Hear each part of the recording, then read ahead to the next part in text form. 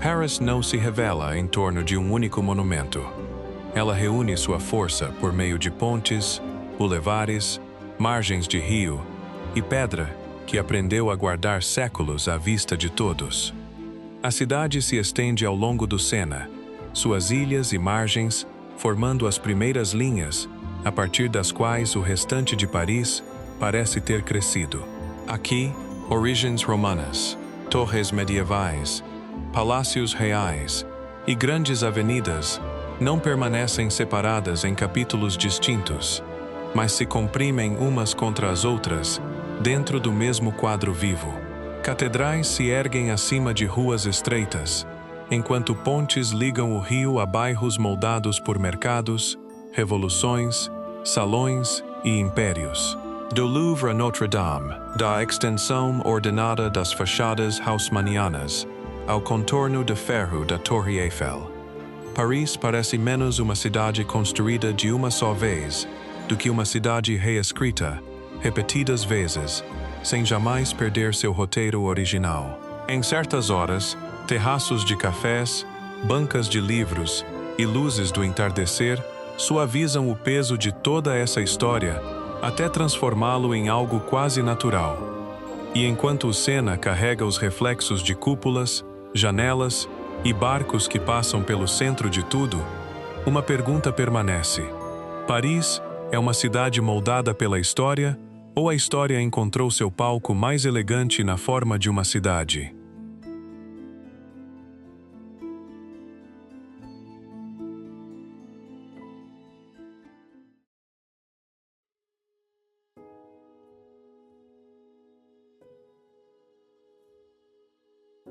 A Torre Eiffel nunca foi feita para desaparecer em meio a Paris.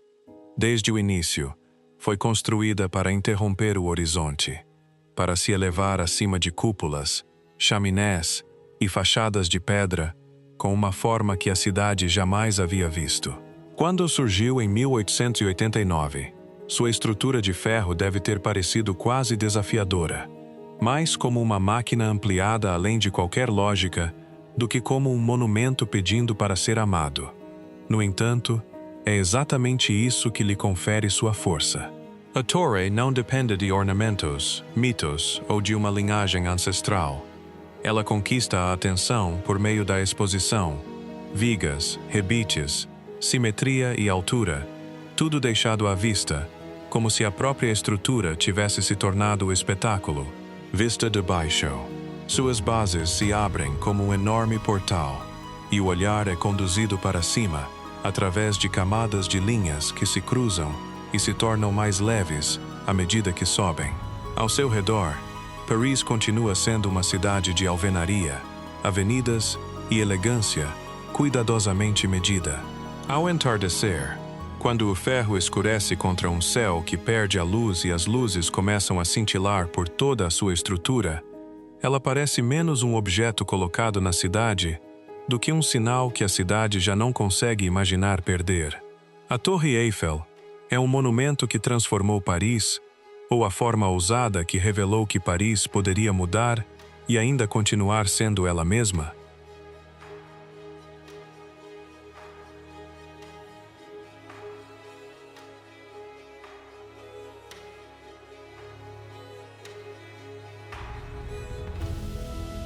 O Louvre não começa como um museu. Começa como uma fortaleza, depois como um palácio, e só mais tarde se transforma em um lugar onde o poder passou a ser exibido. Ao longo do Sena, suas vastas alas se estendem pelo coração de Paris em uma escala que parece menos construída do que acumulada. Pedra acrescentada à pedra, à medida que os séculos mudavam sua função, sem apagar sua estrutura. Pátios se abrem entre longas fachadas, arcadas, pavilhões e janelas ordenadas, que se prolongam tanto que o edifício parece criar seu próprio horizonte dentro da cidade. O que antes protegia reis, agora reúne pinturas, esculturas, coroas e fragmentos de mundos desaparecidos. No interior, as galerias se sucedem em sequências de mármore, sombra e pisos polidos, onde os passos atravessam da Mesopotâmia ao Renascimento, ao longo de um único corredor. A pirâmide de vidro no centro altera o ritmo de tudo. Afiada, transparente e assumidamente moderna, ela corta o antigo palácio como uma nova ideia inserida na pedra herdada. E enquanto os visitantes caminham sob tetos abobadados e por salas repletas de conquista, beleza e memória, uma pergunta permanece. O Louvre é um palácio que aprendeu a abrigar a arte? Ou foi a arte que lentamente transformou um palácio em um dos grandes palcos da civilização mundial?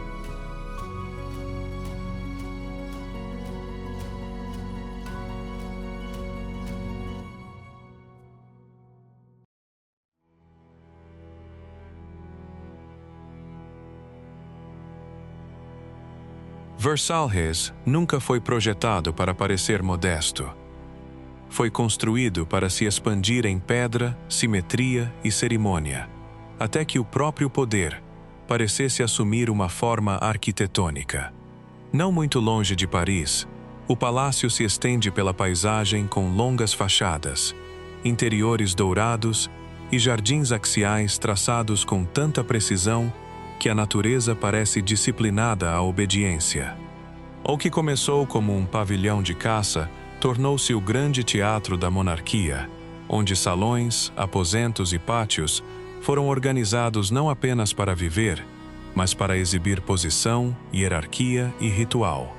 No interior, espelhos, mármore, lustres e tetos pintados transformam cada sala em uma apresentação de abundância, como se a decoração tivesse sido criada para provar que ordem e magnificência poderiam ser a mesma coisa.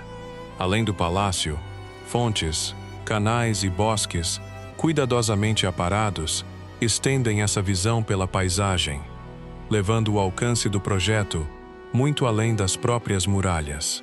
Ainda assim, apesar de toda a sua grandiosidade, Versalhes também carrega a tensão do excesso, a sensação de que um esplendor dessa dimensão jamais poderia permanecer intocado pela história. E enquanto a última luz atravessa o ouro, o vidro e os jardins formais, uma pergunta permanece. Versalhes é um palácio construído para glorificar um rei ou o momento em que o poder se tornou tão visível que revelou sua própria fragilidade?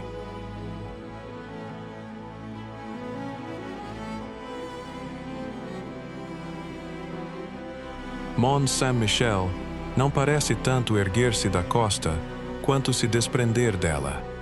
Na maré alta, permanece isolado entre a água e o céu. Na maré baixa, o mar recua e o deixa encalhado sobre um chão de areia, lodo e luz refletida. Ao largo da costa da Normandia, esta ilha rochosa eleva sua abadia, suas muralhas e suas casas agrupadas em camadas verticais íngremes, como se todo o lugar tivesse sido construído subindo, em vez de se expandir para os lados. No topo, a abadia coroa o monte com salões de pedra, capelas, terraços e torres, que um dia fizeram deste lugar um destino não apenas de defesa, mas também de devoção. Abaixo, ruas estreitas serpenteiam para cima, entre construções antigas, com suas paredes comprimidas umas contra as outras, como se a aldeia tivesse aprendido a se manter firme contra o vento, a maré e o tempo. Durante séculos, peregrinos atravessaram estas planícies a pé, calculando sua chegada de acordo com águas que podiam retornar com velocidade mortal. Hoje, os visitantes seguem caminhos mais seguros, mas o ritmo de isolamento e retorno ainda molda o lugar. E quando a maré volta a subir ao redor do monte, transformando a pedra em silhueta sobre uma faixa brilhante de água, uma pergunta permanece. Mont Saint-Michel é uma ilha que aprendeu a se tornar um santuário, ou um santuário colocado onde a terra e o mar jamais poderiam chegar a um acordo completo?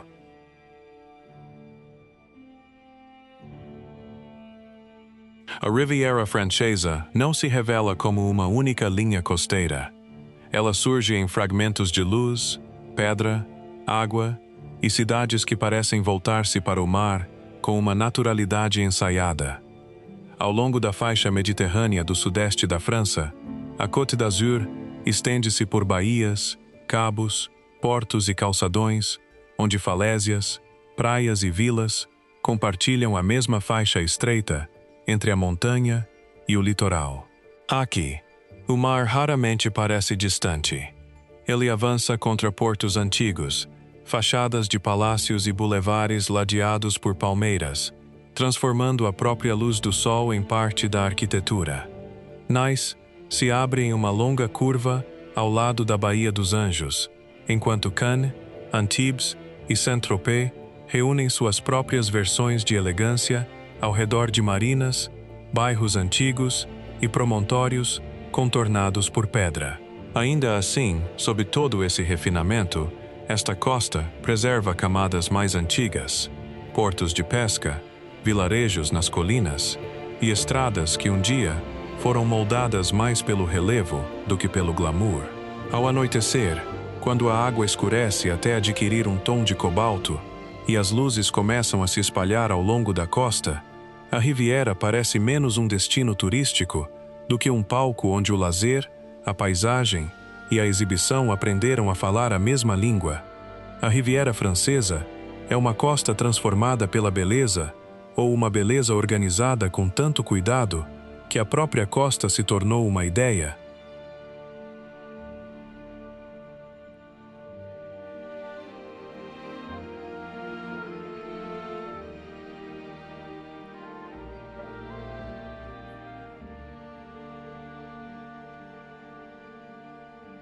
Valençola não se anuncia por meio de monumentos ou muralhas.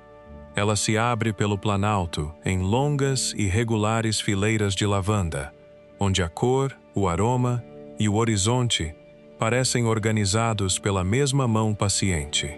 Na Provença, os campos se estendem por amplas terras sob um elevado céu de verão, com suas fileiras atravessando o terreno de maneira tão uniforme que fazem o Planalto parecer menos plantado do que desenhado. Durante a época da floração, faixas violetas dominam a paisagem, cortando o solo claro e a luz quente, com uma precisão que, vista de longe, parece quase irreal. De perto, o efeito muda. As abelhas se movem entre os caules em um zumbido baixo e constante. O ar carrega a doçura intensa da lavanda, e os campos revelam-se não apenas como um espetáculo, mas como terras cultivadas moldadas pelas estações, pelo trabalho e pela repetição. Estradas rurais, casas de pedra e árvores espalhadas mantêm o Planalto ligado aos ritmos mais tranquilos da Provença rural, mesmo enquanto as fileiras floridas o transformam em uma das paisagens mais reconhecíveis da França. Ao entardecer, quando o violeta começa a suavizar-se em azul e a última luz repousa sobre o Planalto, Valençola parece um lugar onde agricultura, cor e memória foram reunidas dentro da mesma imagem duradoura.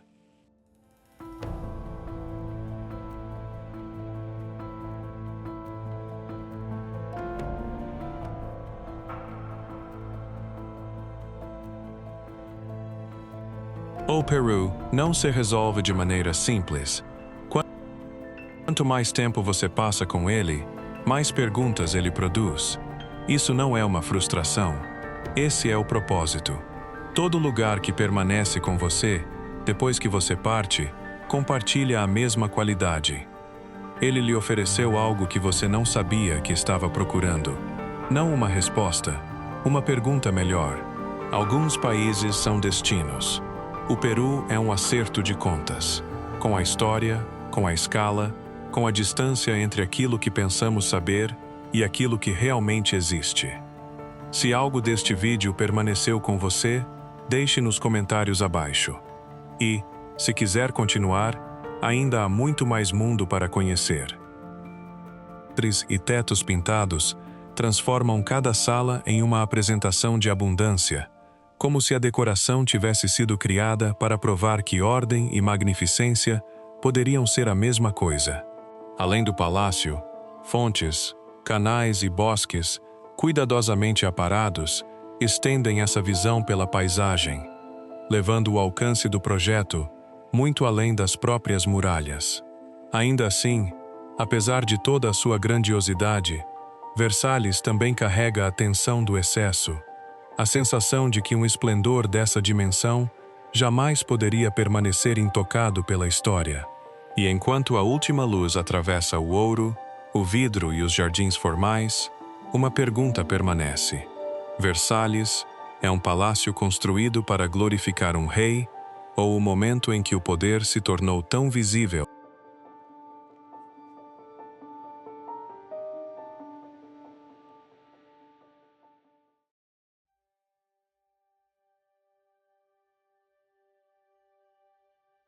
As Calanques não parecem uma fronteira entre a terra e o mar. Parecem o lugar onde a pedra finalmente cedeu, dividindo-se em enseadas, falésias e pequenas baías inundadas pela luz do Mediterrâneo. Estendendo-se entre Marselha e Cassis, esta costa é esculpida em calcário claro, com suas paredes elevando-se abruptamente acima de uma água que muda do azul profundo para o turquesa, no abrigo de cada enseada rochosa. Vistas do alto. As Calanques parecem quase acidentais, como se o maciço tivesse se partido em linhas longas e irregulares, e permitido que o mar entrasse apenas por onde fosse possível. Trilhas atravessam as alturas secas, entre arbustos, pinheiros e rochas expostas, antes de descerem em direção a enseadas escondidas, que parecem isoladas do restante da costa. Abaixo, barcos flutuam entre as falésias, com seus movimentos reduzidos pela escala das rochas ao redor, enquanto nadadores desaparecem em uma água tão transparente que faz a profundidade parecer visível. A rocha é dura, a luz é intensa, e o mar entra em cada enseada com absoluta clareza. No final da tarde, o calcário branco começa a adquirir tons mais quentes, guardando nuances de dourado e cinza sobre a água que escurece, e toda a costa parece suspensa entre a exposição e o abrigo. Aqui, o Mediterrâneo não é emoldurado pela terra. Ele corta diretamente através dela, deixando para trás uma paisagem de fratura, silêncio e precisão deslumbrante.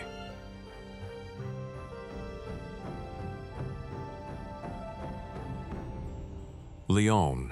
Se o nome nos oferece uma visão inesperada à primeira vista, ela se revela por meio de rios, encostas, pátios e ruas, onde o comércio, a fé e a vida cotidiana se comprimem uns contra os outros há séculos. Situada entre o Rhône e o Saône, a cidade se reúne em estreitas faixas de terra e colinas ascendentes, com sua forma moldada tanto pela água e pela passagem, quanto pela pedra. Vieux-Lyon, fachadas renascentistas, trabuls escondidas e torres de catedrais, e movimento silencioso atrás de paredes espessas. Do outro lado do rio, praças amplas e avenidas ordenadas revelam a confiança de uma cidade que há muito compreendia sua própria importância. Acima de tudo, Fourvière observa do alto da colina, onde a basílica, as ruínas e os terraços vigiam os telhados, as pontes e o encontro dos rios abaixo.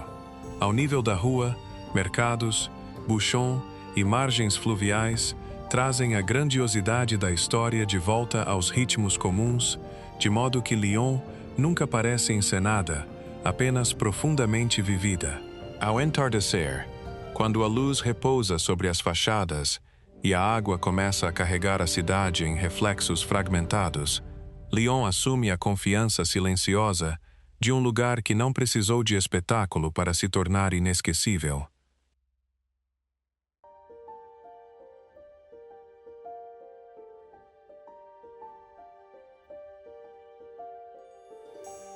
O Vale do Loire não concentra sua grandiosidade em um único palácio ou cidade.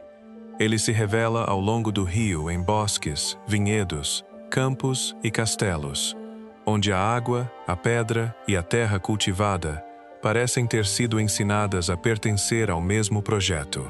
Através desta paisagem ampla e fértil, o Loire passa por vilarejos, terraços e antigas propriedades que um dia transformaram o vale tanto em refúgio real quanto em corredor de riqueza.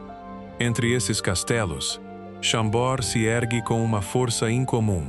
Situado entre a floresta e o terreno aberto, sua pedra clara e sua linha de telhado extravagante reúnem torres, chaminés, lanternins e pináculos em uma silhueta que parece menos uma residência do que um horizonte condensado em um único edifício. Sua vasta simetria lhe confere a clareza de uma ideia tornada visível, como se pavilhão de caça, palácio e espetáculo tivessem sido fundidos na mesma visão arquitetônica.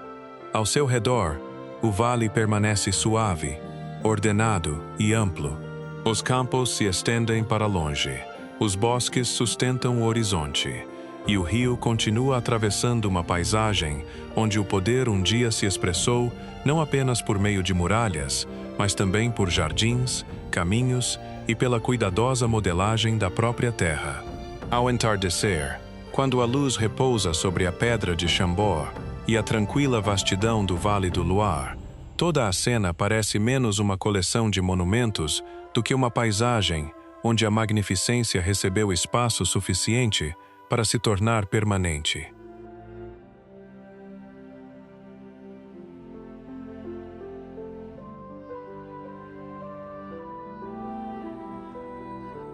Bordeaux não termina à beira do rio. Ela se estende para além da cidade, em uma paisagem mais ampla de vinhedos, vilarejos de pedra e propriedades vinícolas, onde o comércio, o cultivo e a memória moldaram uma das regiões mais duradouras da França. Situada ao longo de uma ampla curva do Garonne, a própria cidade se abre em longas fachadas, praças ordenadas e cais onde navios, comerciantes e barris um dia ligaram Bordeaux tanto a costas distantes quanto aos terroirs do interior. Se o centro histórico ainda carrega essa confiança, edifícios clássicos voltam-se para a água em linhas regulares, sua pedra clara refletindo uma prosperidade construída não apenas sobre a elegância, mas sobre o movimento, a troca e a longa disciplina do rio. Atrás deles, igrejas, pátios, mercados e linhas de bonde incorporam camadas mais antigas da cidade ao ritmo moderno. Para além da própria Bordeaux, Saint-Émilion leva a identidade da região ainda mais para o interior, onde vinhedos, ruas de pedra e história monástica moldaram uma das paisagens vinícolas mais duradouras da França.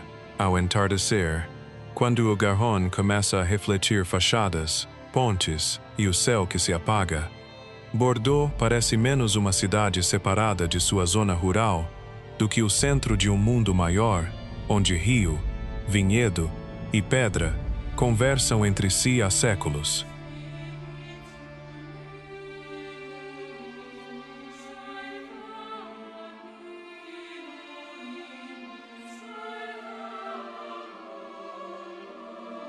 A Normândia não mantém sua história à distância. Ela repousa em campos abertos, falésias baixas e praias extensas onde vento, maré e memória se encontram sem qualquer necessidade de monumento. Ao longo desta costa norte da França, o mar chega sob céus amplos e uma luz em constante mudança, tocando areias e campos que um dia se tornaram o limiar de um dos momentos decisivos do século XX. Hoje, as praias do dia D se estendem em linhas silenciosas. Seus nomes: Omaha, Utah, Gold, Juno, Sword, menos como rótulos em um mapa do que como ecos ainda carregados pela costa. O que um dia foi fumaça, aço e caos, deu lugar a dunas, encostas, estradas rurais e vilarejos, onde a terra parece tranquila, sem jamais parecer vazia. Cemitérios, bunkers e memoriais permanecem, mas a impressão mais forte muitas vezes vem da própria paisagem. A vastidão da areia, a exposição da maré, a simplicidade inquietante de uma costa que precisou suportar o peso da chegada. Ao entardecer, quando o mar se torna pálido sob o céu que se apaga, a Normandia parece menos um campo de batalha preservado no tempo do que uma faixa costeira onde a história se instalou na terra e nunca recuou por completo.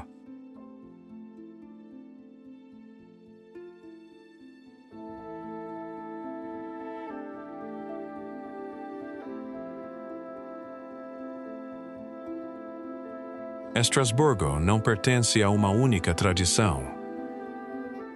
Ela se encontra no ponto de encontro entre a ordem francesa e a profundidade germânica, onde canais, casas em chaimel e a pedra da catedral carregam mais de uma herança ao mesmo tempo. Situada às margens do rio Ill, perto do Reno, a cidade se organiza em torno da água, entre pontes, cais e ilhas estreitas que dão ao seu centro histórico a sensação de um lugar moldado tanto por travessias quanto por permanência. Em La Petite France, casas em chaimel se inclinam sobre os canais, seus reflexos quebrados pela correnteza, pelos vasos de flores e pela luz passageira. Não muito além, a catedral se ergue em arenito escuro, sua torre e sua fachada levando a imensa ambição vertical da arquitetura gótica para dentro de uma cidade construída, em grande parte, em uma escala mais humana.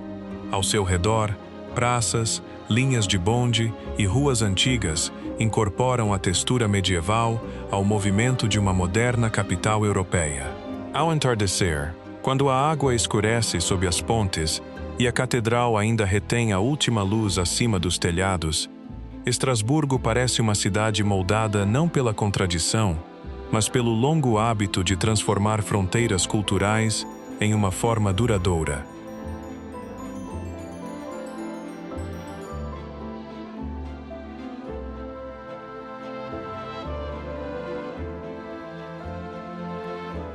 Colmar não parece tanto construída quanto cuidadosamente organizada, como se madeira, pedra e água tivessem sido convidadas a manter a cidade suspensa em algum lugar entre um livro de histórias e a memória.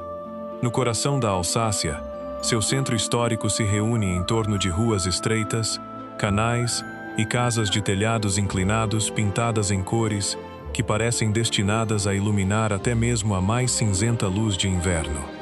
Fachadas em chaimel se inclinam sobre as ruas, suas vigas, persianas e floreiras, dando à cidade uma textura que parece ao mesmo tempo delicada e profundamente enraizada. Ao longo dos canais da pequena Veneza, a água carrega reflexos de frontões, pontes e paredes em tons pastel, por um bairro moldado por comerciantes, vinho e pelos hábitos lentos da vida cotidiana. Ainda assim, Colmar não é preservada apenas na imobilidade. Mercados, cafés, torres de igrejas e paralelepípedos desgastados mantêm a cidade ligada ao movimento, fazendo com que sua beleza pareça habitada e não encenada. No final da tarde, quando as cores se suavizam e os canais começam a escurecer sob as casas, Colmar se acomoda em uma espécie de clareza silenciosa, um lugar onde o encanto parece menos inventado do que pacientemente acumulado ao longo dos séculos.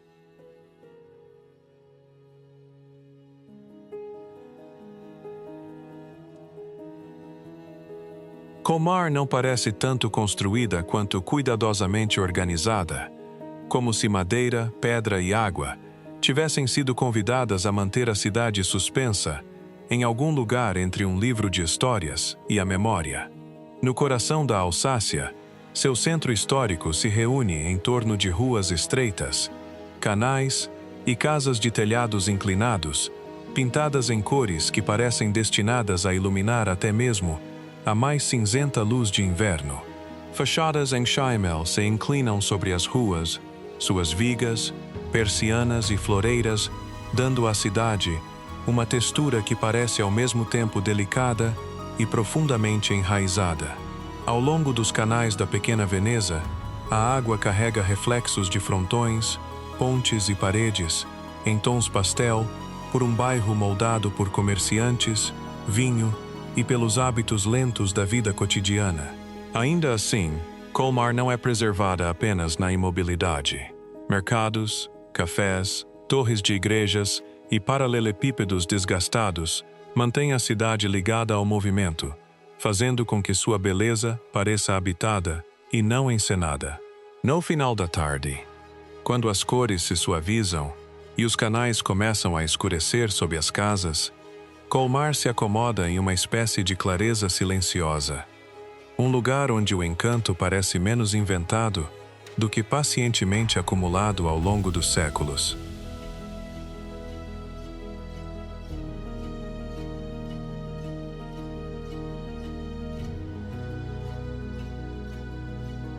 Annecy não parece repousar ao lado da água. Ela parece ter crescido a partir dela, com canais, pontes e fachadas claras dando à cidade uma fluidez tranquila entre a pedra e o lago. Às margens do Lac d'Annecy, a cidade antiga se reúne onde a água da montanha deixa a bacia e começa a se espalhar por canais estreitos, sob arcadas, casas e varandas floridas. Paredes em tons pastel, telhados de telha e ruas de paralelepípedos preservam uma suavidade que, à primeira vista, pode parecer delicada, mas o cenário ao redor delas é moldado por forças mais intensas, encostas alpinas, água fria e os contornos íngremes dos picos ao redor. No centro, o Palais de Lille repousa baixo no canal, sua forma de pedra dividindo a corrente, como se a cidade tivesse colocado uma de suas memórias mais antigas diretamente no fluxo. Ao seu redor, mercados, cafés, cais e passarelas mantêm Annecy ligada ao movimento cotidiano, de modo que sua beleza nunca parece inteiramente encenada. Ao entardecer, quando o lago começa a refletir o céu que se apaga e os canais escurecem sob pontes e janelas fechadas por persianas, Annecy se acomoda em um raro equilíbrio entre clareza e tranquilidade. Uma cidade onde a água, a luz das montanhas e a escala humana parecem ter encontrado uma harmonia duradoura.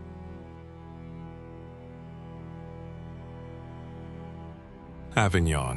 Seu nome revela o peso de seu passado por trás de suas muralhas. Ela permite que a pedra, o rio e o espaço vazio o carreguem à vista de todos.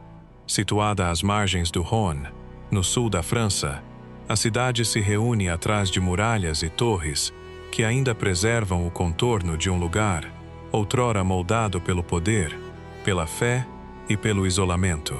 Acima das ruas, ergue-se o Palais des Papes, sua vasta massa de pedra, elevando-se sobre a cidade com a severidade de uma fortaleza e a autoridade de uma corte. Abaixo dele, praças, capelas e ruas estreitas se revelam por um centro, onde persianas, cafés e fachadas desgastadas suavizam a escala de toda essa história sem apagá-la. Não muito longe, o trecho interrompido da Pont d'Avignon avança parcialmente sobre o Rhône, um fragmento que hoje diz mais sobre o tempo e a perda do que uma ponte completa jamais poderia dizer. Ao entardecer, quando as muralhas do palácio começam a escurecer e o rio carrega a última luz para além dos limites da cidade, Avignon parece um lugar onde a grandiosidade nunca foi destinada a permanecer separada do silêncio, mas a se instalar permanentemente dentro dele.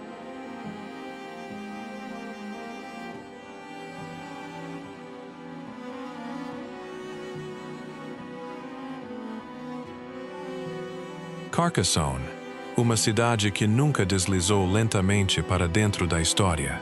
Ela permanece em sua colina entre muralhas, torres e linhas de pedra tão completas que parece ter saído de outro século quase intacta. No sul da França, a Cité se ergue acima da planície e do rio Aude com muralhas duplas e torres pontiagudas que dão ao horizonte a clareza de uma fortaleza imaginada em uma lenda e construída em pedra verdadeira. Dentro das muralhas, ruas estreitas, pátios e fachadas antigas serpenteiam entre casas, capelas e ameias que ainda preservam o ritmo fechado de uma cidade fortificada. A basílica eleva seus vitrais e sua pesada alvenaria acima de ruas outrora moldadas por sentinelas, comerciantes e pelas longas exigências da sobrevivência. Ainda assim, Carcassonne não é preservada apenas no silêncio. Visitantes atravessam portões e pontes, cafés ocupam edifícios antigos e o movimento cotidiano devolve vida a espaços construídos para o cerco e a proteção. À medida que a luz começa a desaparecer e as torres escurecem contra o céu do sul, Carcassonne assume a força rara de um lugar onde a história não foi apenas lembrada, mas deixada de pé em seu contorno completo.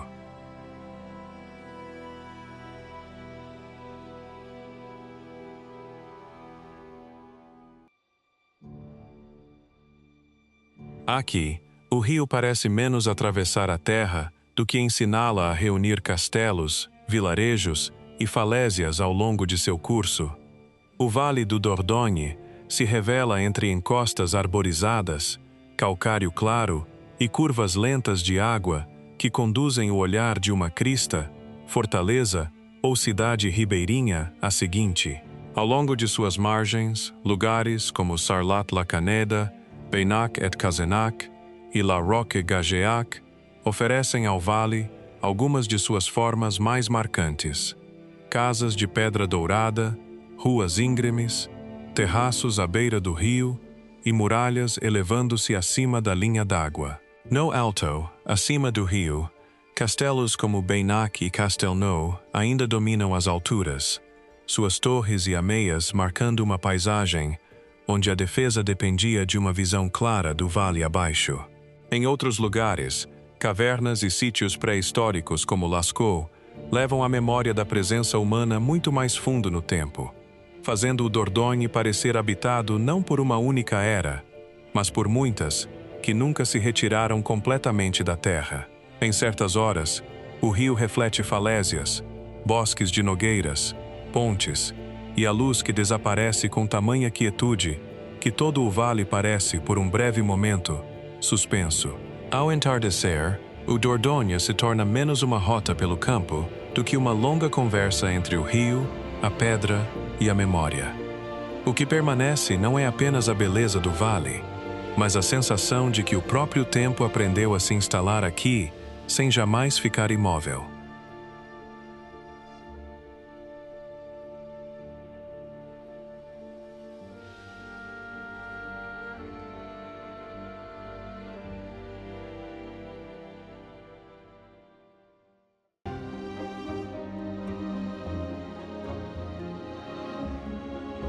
Paris não se revela em torno de um único monumento. Ela reúne sua força por meio de pontes, bulevares, margens de rio e pedra que aprendeu a guardar séculos à vista de todos. A cidade se estende ao longo do Sena, suas ilhas e margens formando as primeiras linhas, a partir das quais o restante de Paris parece ter crescido. Aqui, origens romanas, torres medievais, palácios reais e grandes avenidas não permanecem separadas em capítulos distintos, mas se comprimem umas contra as outras dentro do mesmo quadro vivo. Catedrais se erguem acima de ruas estreitas, enquanto pontes ligam o rio a bairros moldados por mercados, revoluções, salões e impérios. Do Louvre a Notre-Dame, da extensão ordenada das fachadas haussmannianas ao contorno de ferro da Torre Eiffel. Paris parece menos uma cidade construída de uma só vez do que uma cidade reescrita, repetidas vezes, sem jamais perder seu roteiro original. Em certas horas, terraços de cafés, bancas de livros e luzes do entardecer suavizam o peso de toda essa história até transformá-lo em algo quase natural. E enquanto o Sena carrega os reflexos de cúpulas, janelas e barcos que passam pelo centro de tudo, uma pergunta permanece: Paris é uma cidade moldada pela história ou a história encontrou seu palco mais elegante na forma de uma cidade?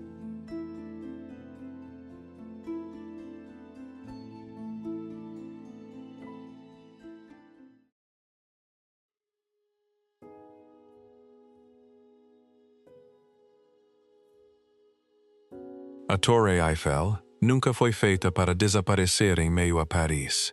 Desde o início, foi construída para interromper o horizonte, para se elevar acima de cúpulas, chaminés e fachadas de pedra, com uma forma que a cidade jamais havia visto.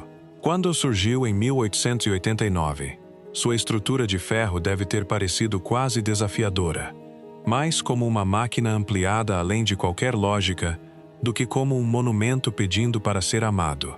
No entanto, é exatamente isso que lhe confere sua força. A torre não depende de ornamentos, mitos ou de uma linhagem ancestral. Ela conquista a atenção por meio da exposição, vigas, rebites, simetria e altura, tudo deixado à vista, como se a própria estrutura tivesse se tornado o espetáculo. Vista de baixo. Suas bases se abrem como um enorme portal, e o olhar é conduzido para cima, através de camadas de linhas que se cruzam e se tornam mais leves à medida que sobem. Ao seu redor, Paris continua sendo uma cidade de alvenaria, avenidas e elegância cuidadosamente medida. Ao entardecer, quando o ferro escurece contra um céu que perde a luz e as luzes começam a cintilar por toda a sua estrutura, ela parece menos um objeto colocado na cidade do que um sinal que a cidade já não consegue imaginar perder. A Torre Eiffel é um monumento que transformou Paris, ou a forma ousada que revelou que Paris poderia mudar e ainda continuar sendo ela mesma?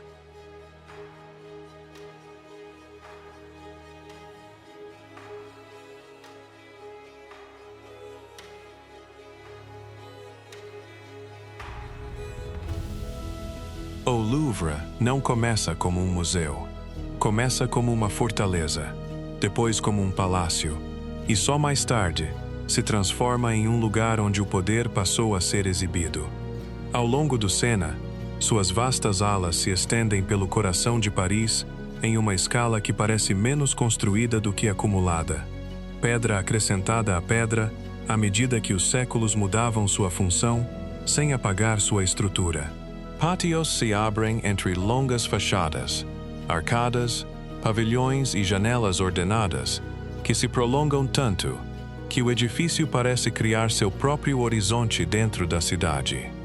O que antes protegia reis, agora reúne pinturas, esculturas, coroas e fragmentos de mundos desaparecidos. No interior, as galerias se sucedem em sequências de mármore, sombra e pisos polidos, onde os passos atravessam da Mesopotâmia ao Renascimento, ao longo de um único corredor. A pirâmide de vidro no centro altera o ritmo de tudo. Afiada, transparente e assumidamente moderna, ela corta o antigo palácio como uma nova ideia inserida na pedra herdada. E enquanto os visitantes caminham sob tetos abobadados e por salas repletas de conquista, beleza e memória, uma pergunta permanece. O Louvre é um palácio que aprendeu a abrigar a arte? Ou foi a arte que lentamente transformou um palácio em um dos grandes palcos da civilização mundial?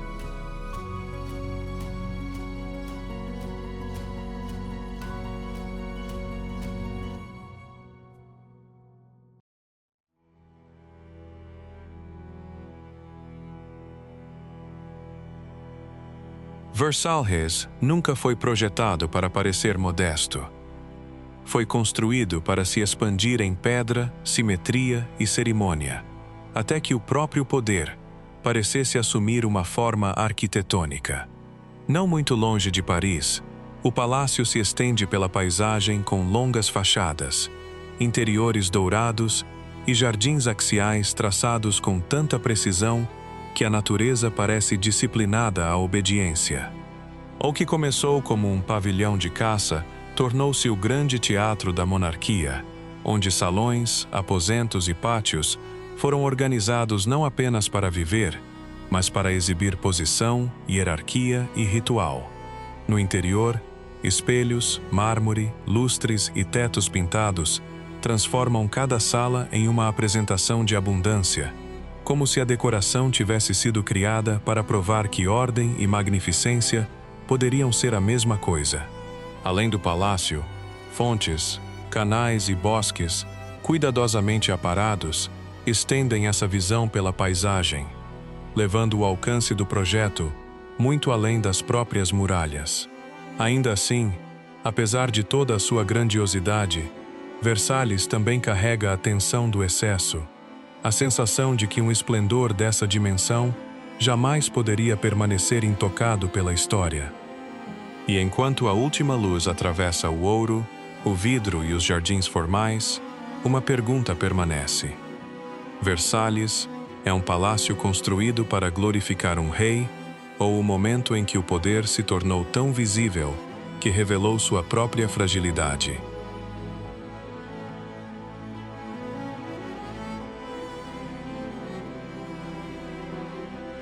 Mont Saint-Michel não parece tanto erguer-se da costa quanto se desprender dela. Na maré alta, permanece isolado entre a água e o céu. Na maré baixa, o mar recua e o deixa encalhado sobre um chão de areia, lodo e luz refletida.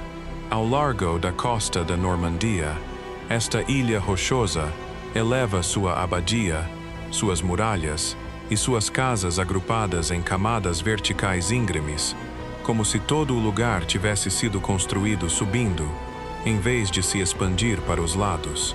No topo, a abadia coroa o monte com salões de pedra, capelas, terraços e torres, que um dia fizeram deste lugar um destino não apenas de defesa, mas também de devoção.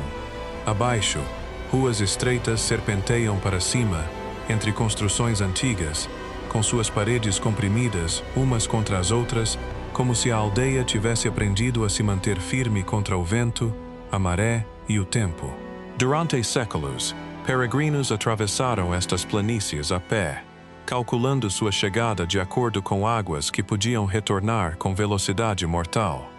Hoje, os visitantes seguem caminhos mais seguros, mas o ritmo de isolamento e retorno ainda molda o lugar.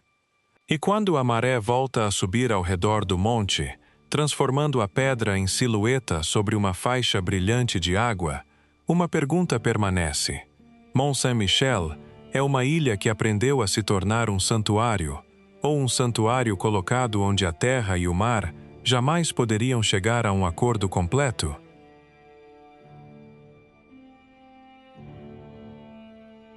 A Riviera Francesa não se revela como uma única linha costeira.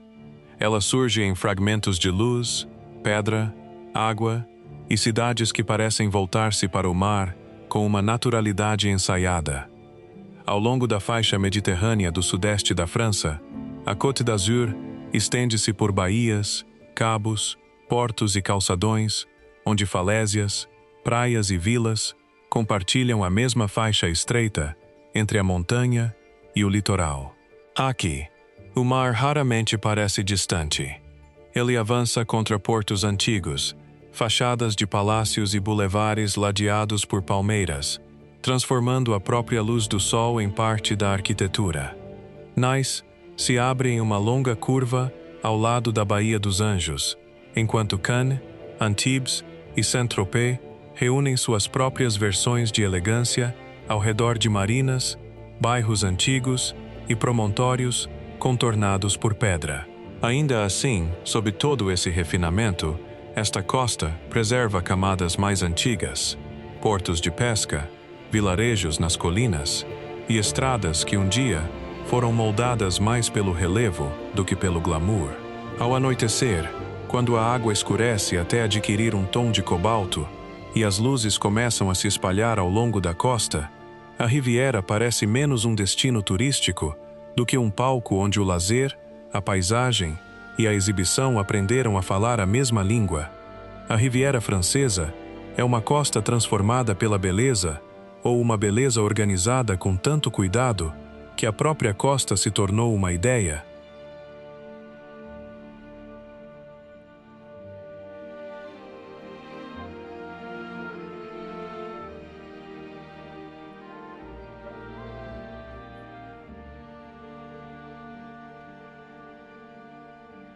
Valençola não se anuncia por meio de monumentos ou muralhas. Ela se abre pelo planalto em longas e regulares fileiras de lavanda, onde a cor, o aroma e o horizonte parecem organizados pela mesma mão paciente.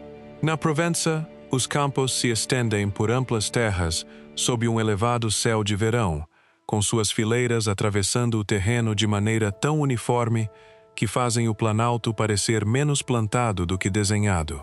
Durante a época da floração, faixas violetas dominam a paisagem, cortando o solo claro e a luz quente, com uma precisão que, vista de longe, parece quase irreal.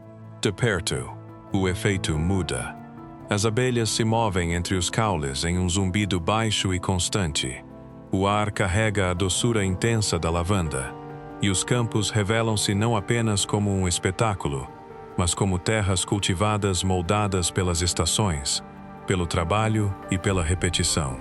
Estradas rurais, casas de pedra e árvores espalhadas mantêm o planalto ligado aos ritmos mais tranquilos da Provença rural, mesmo enquanto as fileiras floridas o transformam em uma das paisagens mais reconhecíveis da França. Ao entardecer, quando o violeta começa a suavizar-se em azul e a última luz repousa sobre o planalto, Valençollet parece um lugar onde agricultura, cor e memória foram reunidas dentro da mesma imagem duradoura.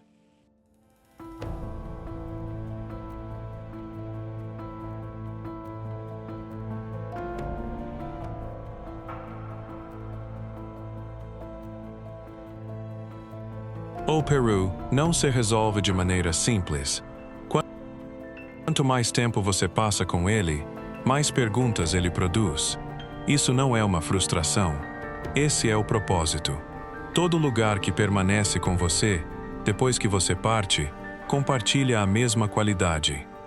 Ele lhe ofereceu algo que você não sabia que estava procurando. Não uma resposta, uma pergunta melhor. Alguns países são destinos. O Peru é um acerto de contas, com a história, com a escala, com a distância entre aquilo que pensamos saber e aquilo que realmente existe.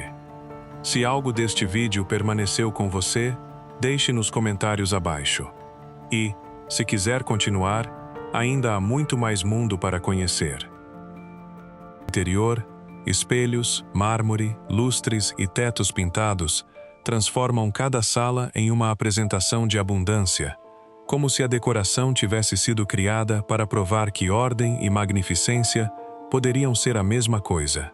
Além do palácio, fontes, canais e bosques, cuidadosamente aparados, estendem essa visão pela paisagem, levando o alcance do projeto muito além das próprias muralhas. Ainda assim, apesar de toda a sua grandiosidade, Versalhes também carrega a tensão do excesso, a sensação de que um esplendor dessa dimensão jamais poderia permanecer intocado pela história. E enquanto a última luz atravessa o ouro, o vidro e os jardins formais, uma pergunta permanece. Versalhes é um palácio construído para glorificar um rei, ou o momento em que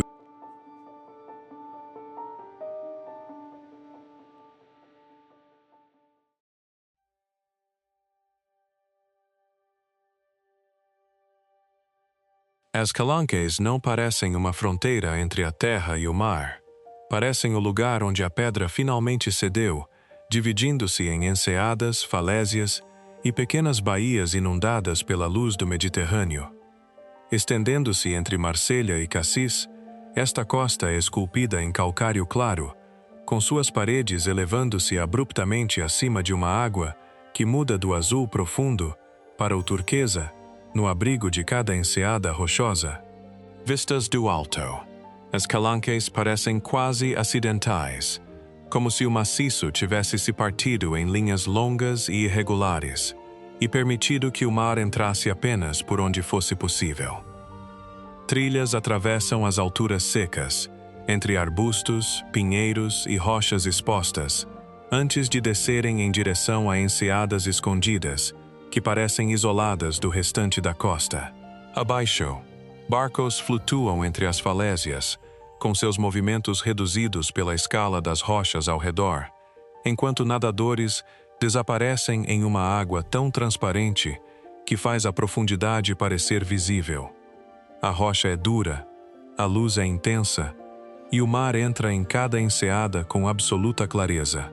No final da tarde, o calcário branco começa a adquirir tons mais quentes, guardando nuances de dourado e cinza sobre a água que escurece, e toda a costa parece suspensa entre a exposição e o abrigo. Aqui, o Mediterrâneo não é emoldurado pela terra. Ele corta diretamente através dela, deixando para trás uma paisagem de fratura, silêncio e precisão deslumbrante.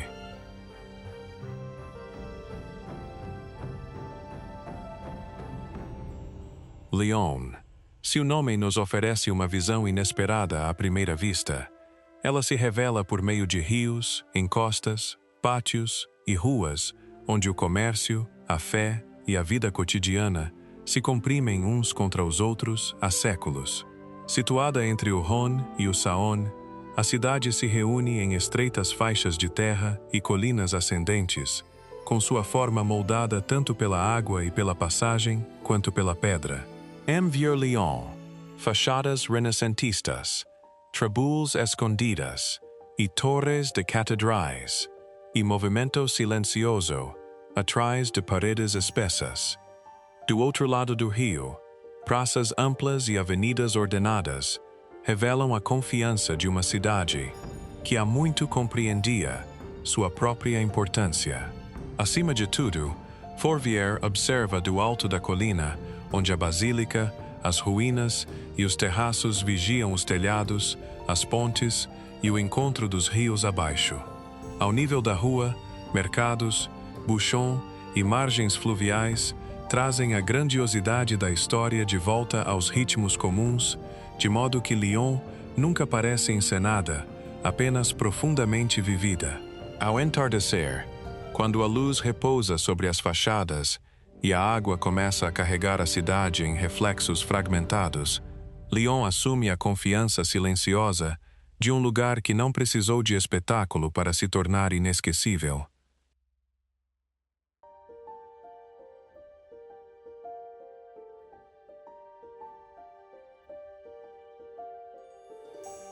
O Vale do Loire não concentra sua grandiosidade em um único palácio ou cidade. Ele se revela ao longo do rio em bosques, vinhedos, campos e castelos, onde a água, a pedra e a terra cultivada parecem ter sido ensinadas a pertencer ao mesmo projeto. Através desta paisagem ampla e fértil, o Loire passa por vilarejos, terraços e antigas propriedades que um dia transformaram o vale tanto em refúgio real quanto em corredor de riqueza. Entre esses castelos, Chambord se ergue com uma força incomum. Situado entre a floresta e o terreno aberto, sua pedra clara e sua linha de telhado extravagante reúnem torres, chaminés, lanternins e pináculos em uma silhueta que parece menos uma residência do que um horizonte condensado em um único edifício. Sua vasta simetria lhe confere a clareza de uma ideia tornada visível, como se pavilhão de caça, palácio e espetáculo tivessem sido fundidos na mesma visão arquitetônica. Ao seu redor, o vale permanece suave, ordenado e amplo. Os campos se estendem para longe, os bosques sustentam o horizonte, e o rio continua atravessando uma paisagem onde o poder um dia se expressou não apenas por meio de muralhas, mas também por jardins, caminhos e pela cuidadosa modelagem da própria terra. Ao entardecer, quando a luz repousa sobre a pedra de Chambord e a tranquila vastidão do Vale do Loire, toda a cena parece menos uma coleção de monumentos do que uma paisagem onde a magnificência recebeu espaço suficiente para se tornar permanente.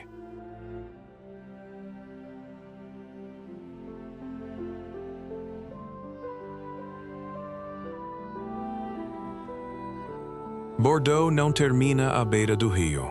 Ela se estende para além da cidade, em uma paisagem mais ampla de vinhedos, vilarejos de pedra e propriedades vinícolas, onde o comércio, o cultivo e a memória moldaram uma das regiões mais duradouras da França.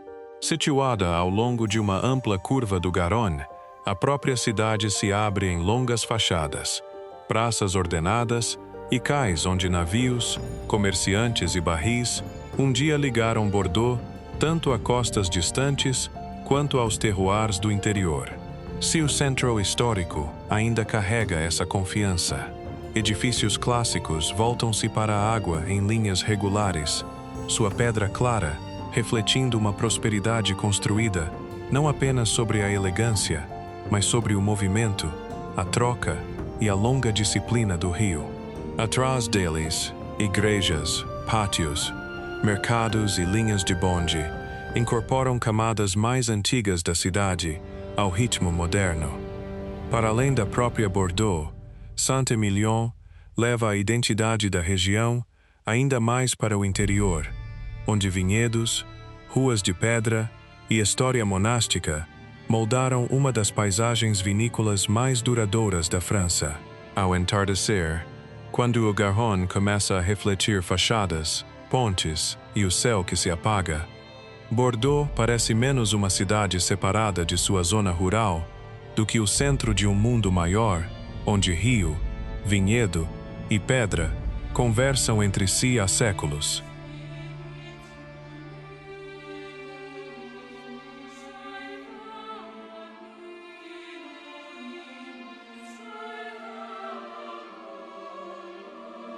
A Normandia não mantém sua história à distância. Ela repousa em campos abertos, falésias baixas e praias extensas onde vento, maré e memória se encontram sem qualquer necessidade de monumento. Ao longo desta costa norte da França, o mar chega sob céus amplos e uma luz em constante mudança, tocando areias e campos que um dia se tornaram o limiar de um dos momentos decisivos do século XX. Hoje, as praias do dia D se estendem em linhas silenciosas. Seus nomes: Omaha, Utah, Gold, Juno, Sword, menos como rótulos em um mapa do que como ecos ainda carregados pela costa. O que um dia foi fumaça, aço e caos, deu lugar a dunas, encostas, estradas rurais e vilarejos, onde a terra parece tranquila, sem jamais parecer vazia. Cemitérios, bunkers e memoriais permanecem, mas a impressão mais forte muitas vezes vem da própria paisagem. A vastidão da areia, a exposição da maré, a simplicidade inquietante de uma costa que precisou suportar o peso da chegada. Ao entardecer, quando o mar se torna pálido sob o céu que se apaga, a Normandia parece menos um campo de batalha preservado no tempo do que uma faixa costeira onde a história se instalou na terra e nunca recuou por completo.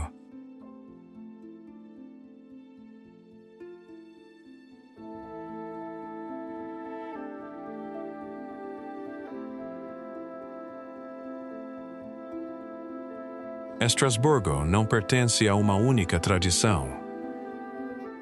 Ela se encontra no ponto de encontro entre a ordem francesa e a profundidade germânica, onde canais, casas em Chaimel e a pedra da catedral carregam mais de uma herança ao mesmo tempo.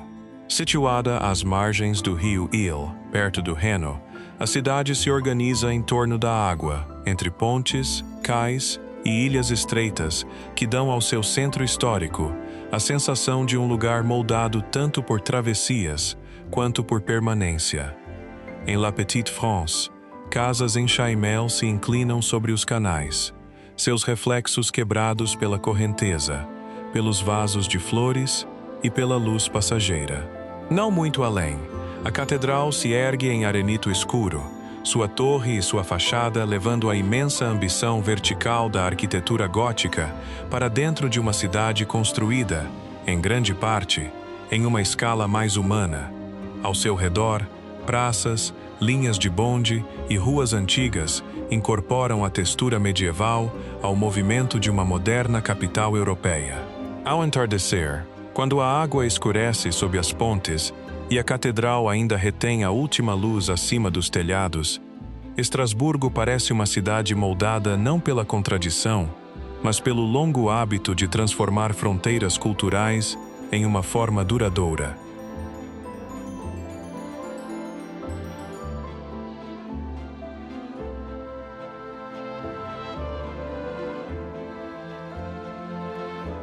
Colmar não parece tanto construída quanto cuidadosamente organizada, como se madeira, pedra e água tivessem sido convidadas a manter a cidade suspensa em algum lugar entre um livro de histórias e a memória. No coração da Alsácia, seu centro histórico se reúne em torno de ruas estreitas, canais e casas de telhados inclinados pintadas em cores que parecem destinadas a iluminar até mesmo a mais cinzenta luz de inverno. Fachadas em chaimel se inclinam sobre as ruas, suas vigas, persianas e floreiras, dando à cidade uma textura que parece ao mesmo tempo delicada e profundamente enraizada. Ao longo dos canais da pequena Veneza, a água carrega reflexos de frontões, pontes e paredes em tons pastel, por um bairro moldado por comerciantes, vinho e pelos hábitos lentos da vida cotidiana. Ainda assim, Colmar não é preservada apenas na imobilidade. Mercados, cafés, torres de igrejas e paralelepípedos desgastados mantêm a cidade ligada ao movimento, fazendo com que sua beleza pareça habitada e não encenada. No final da tarde, quando as cores se suavizam e os canais começam a escurecer sob as casas, Colmar se acomoda em uma espécie de clareza silenciosa, um lugar onde o encanto parece menos inventado do que pacientemente acumulado ao longo dos séculos.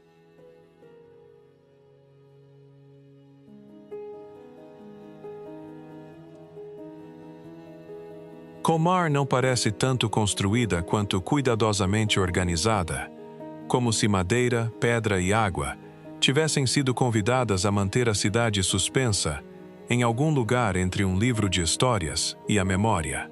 No coração da Alsácia, seu centro histórico se reúne em torno de ruas estreitas, canais e casas de telhados inclinados, pintadas em cores que parecem destinadas a iluminar até mesmo a mais cinzenta luz de inverno.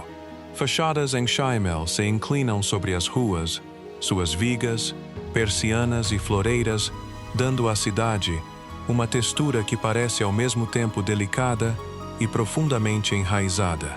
Ao longo dos canais da pequena Veneza, a água carrega reflexos de frontões, pontes e paredes, em tons pastel, por um bairro moldado por comerciantes, vinho e pelos hábitos lentos da vida cotidiana.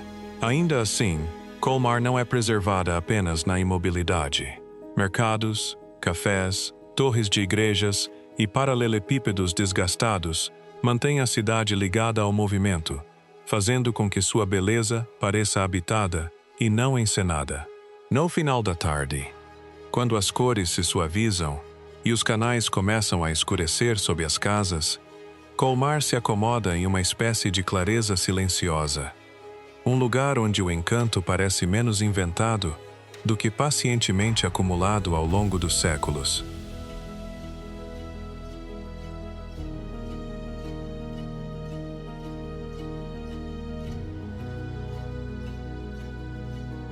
Annecy não parece repousar ao lado da água.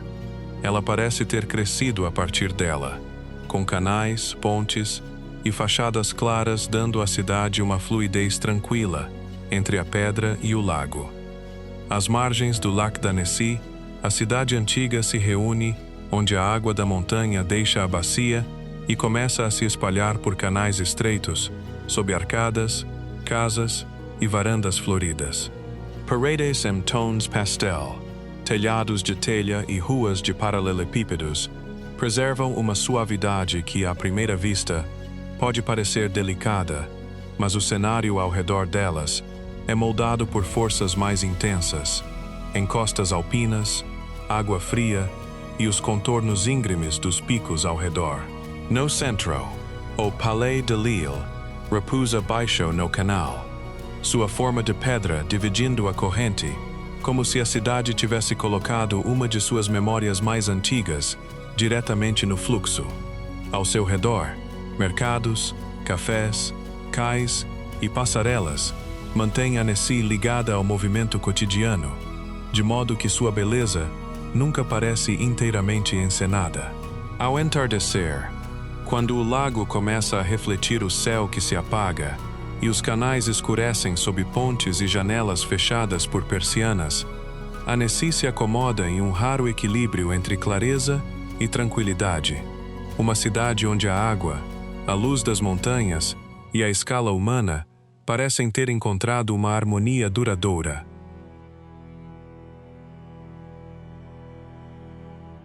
Avignon. Seu nome revela o peso de seu passado por trás de suas muralhas. Ela permite que a pedra, o rio e o espaço vazio o carreguem à vista de todos.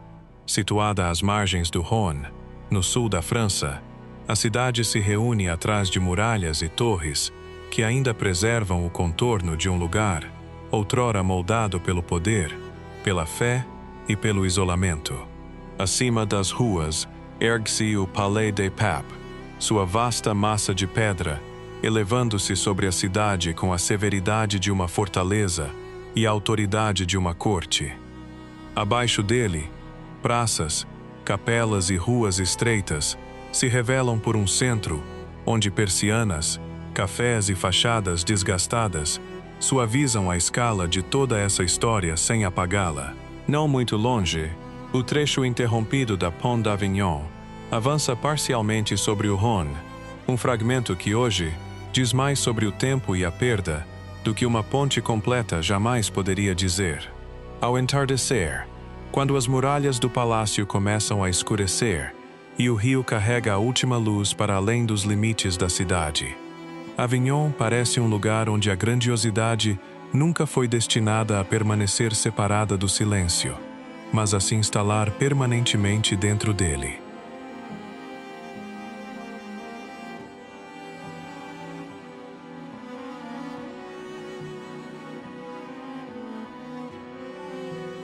Carcassonne, uma cidade que nunca deslizou lentamente para dentro da história.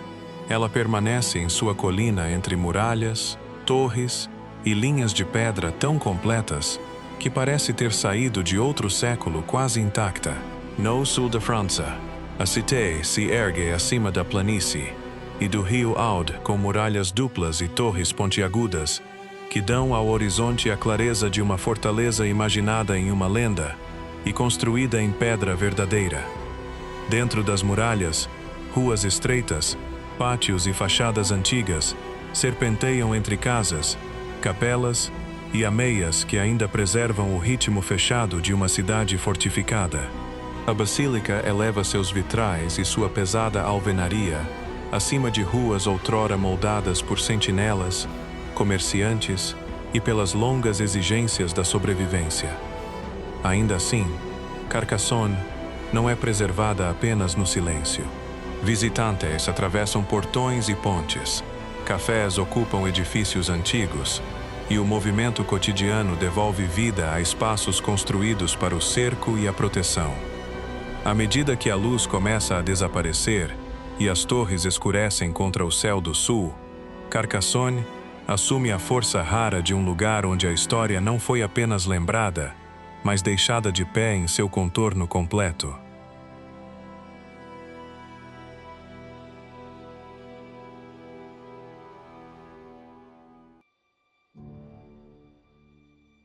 Aqui, o rio parece menos atravessar a terra do que ensiná-la a reunir castelos, vilarejos e falésias ao longo de seu curso. O Vale do Dordogne se revela entre encostas arborizadas, calcário claro e curvas lentas de água que conduzem o olhar de uma crista, fortaleza ou cidade ribeirinha à seguinte. Ao longo de suas margens, lugares como Sarlat-la-Canéda, Paynac-et-Cazenac e La Roque-Gageac oferecem ao vale algumas de suas formas mais marcantes.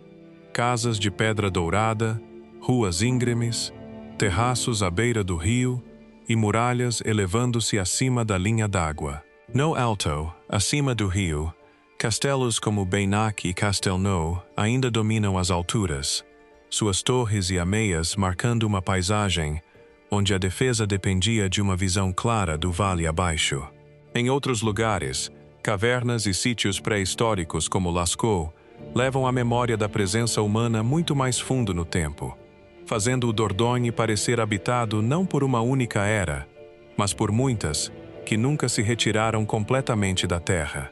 Em certas horas, o rio reflete falésias, bosques de nogueiras, pontes, e a luz que desaparece com tamanha quietude que todo o vale parece, por um breve momento, suspenso. Ao entardecer, o Dordogne se torna menos uma rota pelo campo do que uma longa conversa entre o rio, a pedra e a memória. O que permanece não é apenas a beleza do vale, mas a sensação de que o próprio tempo aprendeu a se instalar aqui sem jamais ficar imóvel.